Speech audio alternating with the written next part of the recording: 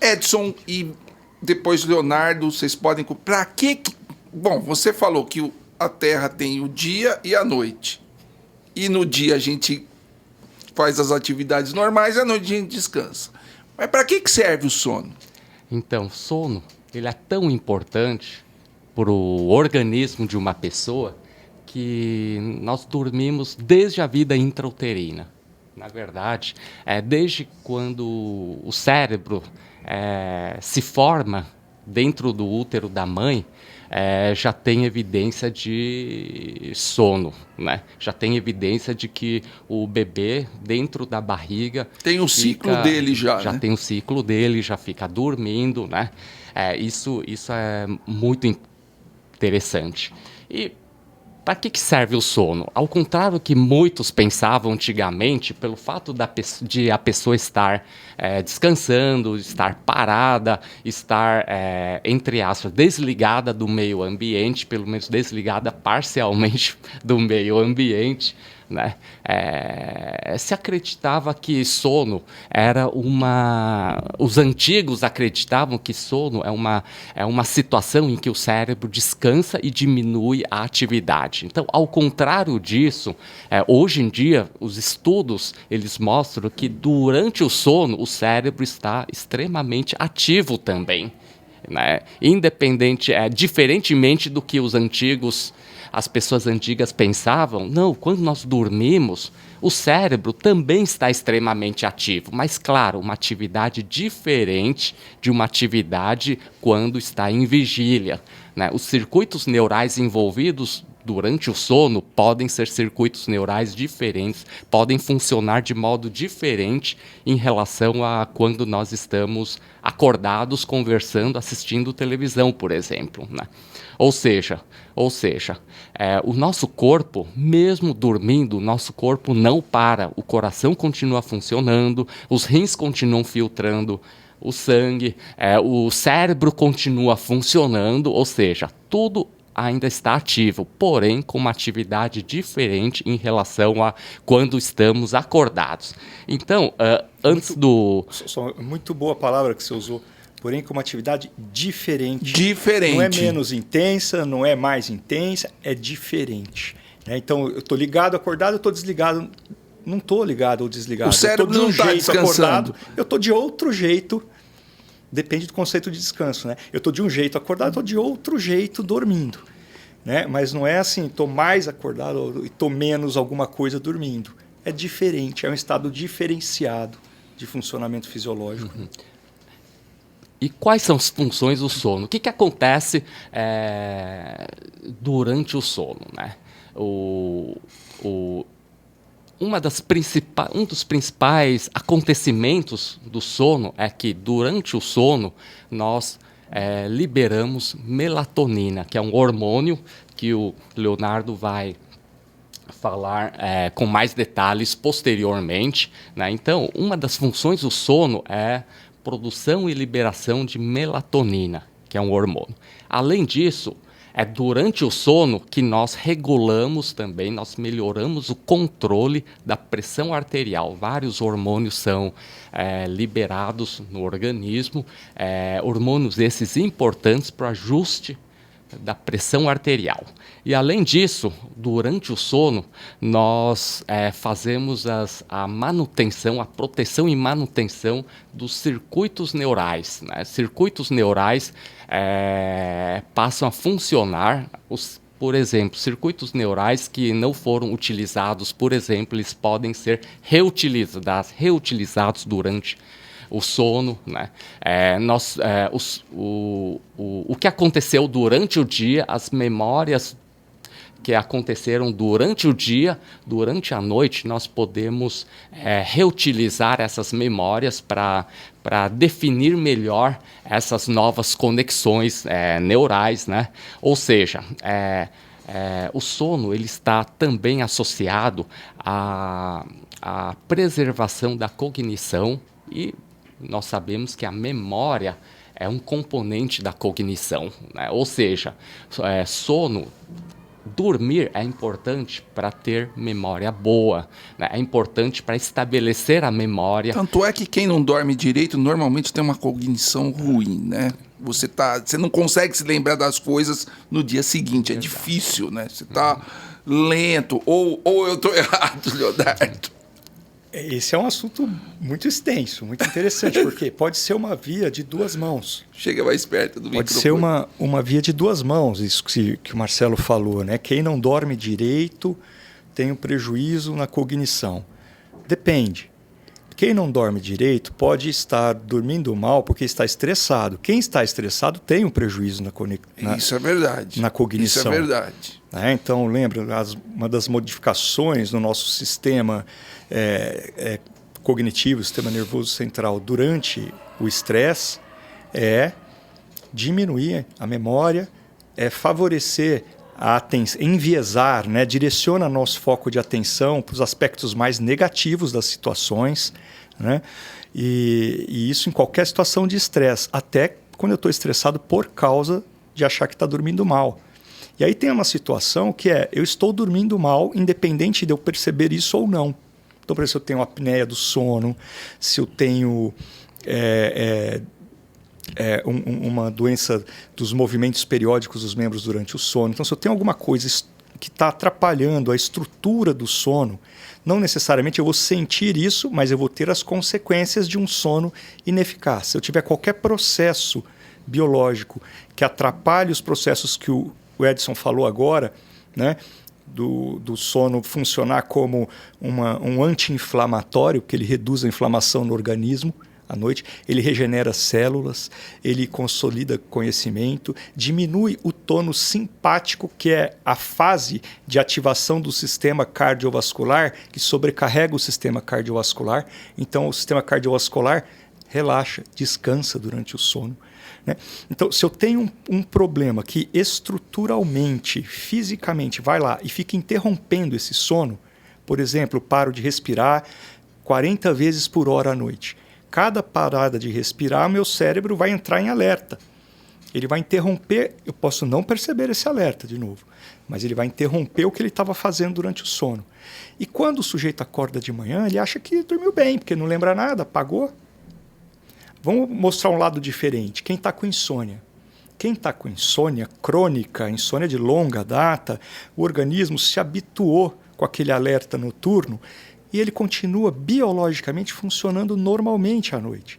Todas essas funções do sono em quem tem insônia crônica, elas estão mantidas, estão acontecendo. Mas a pessoa acorda de manhã e tudo que ela lembra é um grande período de alerta, um grande período de processamento mental. Então, ela tem um desconforto subjetivo que ela percebe, mas não necessariamente tem um grande prejuízo objetivo. Então, quem tem apneia do sono, por exemplo, tem um grande prejuízo objetivo, aumenta risco de infarto, de AVC a longo prazo, mas não, às vezes não está sentindo nada objetivamente. Olha só. Subjetivamente. Olha né? só. Olha só.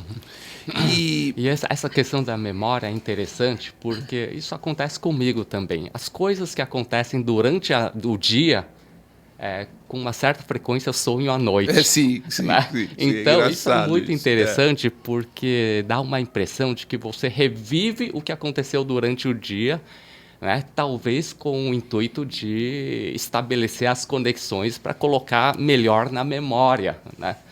E um outro papel do sono é a modulação do comportamento social e alimentar. Ou seja, quero dizer o seguinte, as pessoas que não dormem direito podem acordar irritadas, mal-humoradas, ansiosas, né, com traços depressivos, né, fica reclamando, procura coisa para brigar. Né?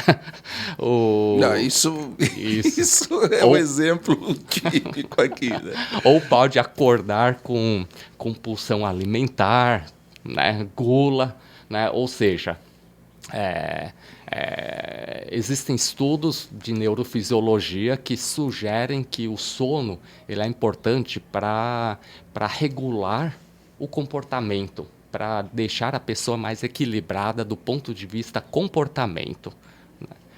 Bom, e por fim, o que o Leonardo também citou, né, dos papéis do sono, né, regulação do desempenho do sistema imunológico, né, o efeito anti-inflamatório, assim como o efeito do sono, né, para que o sistema imunológico tenha um desempenho melhor. Até que nós temos exemplos clássicos em época de prova, aquela criança que fica estudando todas as noites, né, com todo o estresse de prova, estudando e de madrugada, sem dormir direito, né, daqui a pouco pega um resfriado, por exemplo.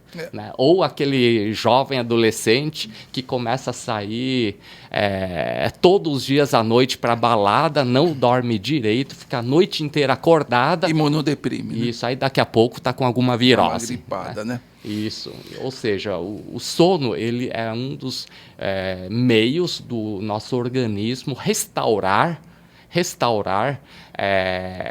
sobre as diferentes questões como o imunológico, o cardiocirculatório, a questão cerebral do humor, né, a questão hormonal, né, a questão hormonal da glicemia, né. O diabético que não dorme direito e que tem problema de sono, seguramente fica mais difícil para o médico controlar o diabetes. Sim. Ô, Leonardo, eu vou te fazer 2 perguntas aqui, Edson pode complementar. Primeira coisa, a noite foi feita para o sono e o dia para ficar acordado? Porque tem muita gente, várias profissões onde a gente inverte, né? O cara trabalha à noite e dorme de dia. Ou você pode inverter esse ciclo circadiano, esse ciclo de sono, tranquilamente e viver como uma pessoa normal? Qual é a tua opinião? É assim, a minha opinião é baseada em conhecimentos muito bem estabelecidos que não fui eu que produzi. Então, não é uma opinião oficial. Eu quero dizer assim, é um conhecimento clássico já, né, nessa área do sono, né, que assim, existe uma característica, né, biológica que é genética, não só a nossa, dos seres humanos, né, de vários outros organismos, que é o padrão, o timing desse ciclo. Que horas que aparece a vigília, que horas que aparece o sono, que horas que aparece a vigília, que horas que aparece o sono, né?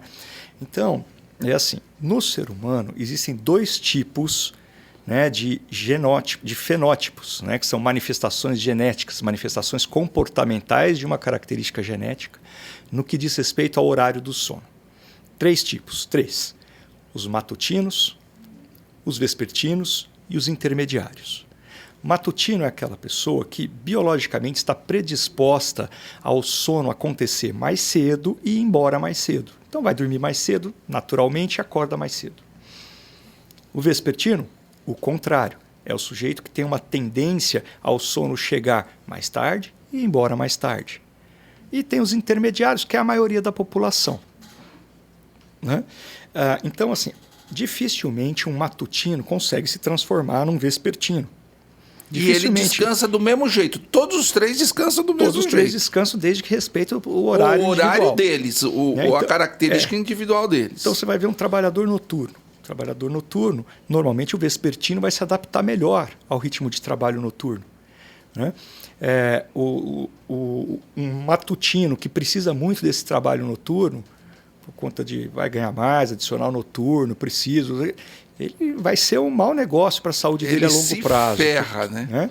Vai ter muito problema, que, aliás, aí essa pessoa vai ficar muito predisposta à privação de sono, a dormir menos do que precisa. E desencadear um monte de problema de saúde. Mas sem fugir muito da sua pergunta, é impossível um matutino virar um vespertino. É impossível um vespertino virar um matutino. Não dá para mudar essa... Condicionar, né? Não dá. Não, eu vou me condicionar assim, para trocar o estilo. Com muito tratamento, muita ajuda comportamental, talvez farmacológica também, você consegue adaptar melhor um desses cronotipos, desses tipos de funcionamento circadiano, a outro. Com muito custo, às vezes você consegue adaptar melhor, mas assim, transformar um no outro não dá, né? Não dá. lutar muito contra a natureza, querer modificar a base da natureza. Temos que respeitar o nosso organismo. Acima de tudo. As nossas características, né? Eu queria só voltar numa coisa que o Edson falou, super interessante, né? Do impacto do sono, né? No sistema imunológico, né? Tem estudos com pós-vacinação correlacionando quanto que as pessoas estavam dormindo na época que foram vacinadas, e isso não é agora, na nossa vacina de Covid. Covid. É muito antigo esses estudos. As pessoas que estavam dormindo melhor no período da vacinação ficaram melhor imunizados. Olha só. Quem dormia pior, às vezes, teve ou mais reação à vacina ou não ficou imunizado. Tá? Camundongos inoculados, camundongos que você vai e contamina eles com vírus da influenza, né? Você vê que depois da infecção, eles começam a dormir muito. E você pega aquele grupo de camundongos, depois que já superaram a infecção, morreram os que dormiram menos depois da infecção. Porque o sistema imunológico estava pior. E o sono ele se ativa mais. Por isso que a gente fica com sono quando está gripado, porque tem várias substâncias, né, no nosso sistema imunológico, interleucinas, elas produzem sono. Porque durante o sono eu vou produzir hormônios e substâncias que reparam os danos inflamatórios, limpam, né? Todo mundo já ouviu falar dos radicais livres, né? Então limpam os radicais livres, que são lixos celulares que intoxicam as células. Durante o sono acontece essa limpeza. Então as pessoas ficam preocupadas em tomar vitamina C, tomar coenzima Q10 para diminuir... tomar remédio para continuar trabalhando no mesmo ritmo, né? O estresse oxidativo, diminuir os radicais livres, vou tomar vitamina C. Então tem coisa mais básica para a gente fazer antes disso, antes de chegar lá. Dormir. E a gente não... Dormir bem, com uma boa qualidade de sono e o sono fisiológico. Isso e daí é um dos problemas do médico, enfermeiro, que às vezes ele gripa e ele não pode parar de trabalhar e continua trabalhando, vai dar plantão noturno gripado, e aí a infecção vai se estendendo, né? Aí complica com uma pneumonia. Por que você não faz o básico, que é dormir para se recuperar, né? Que é descansar. Né? A receita da avó, né? Dormir, tomar água, tomar chá. E essa questão de imunidade é muito interessante, porque... quando eu estava na graduação, eu acompanhava um grupo de pesquisa em neurofisiologia que era liderada pelo professor César Timo Iaria, né, que lá na Faculdade de Medicina da USP, ele tinha um laboratório de sono e comportamento alimentar, lá na Faculdade de Medicina da USP. Então, ele estudava sono de ratos, aqueles ratos brancos Wistar, onde ele implantava eletrodos em diferentes núcleos do cérebro, e ele estudava o sono dos ratos, né? E ele estudava a imunologia também, né? E o interessante é que isso que o Leonardo falou, o professor César, há 30 anos atrás, ele já falava, mas ele falava baseada nas pesquisas em ratos.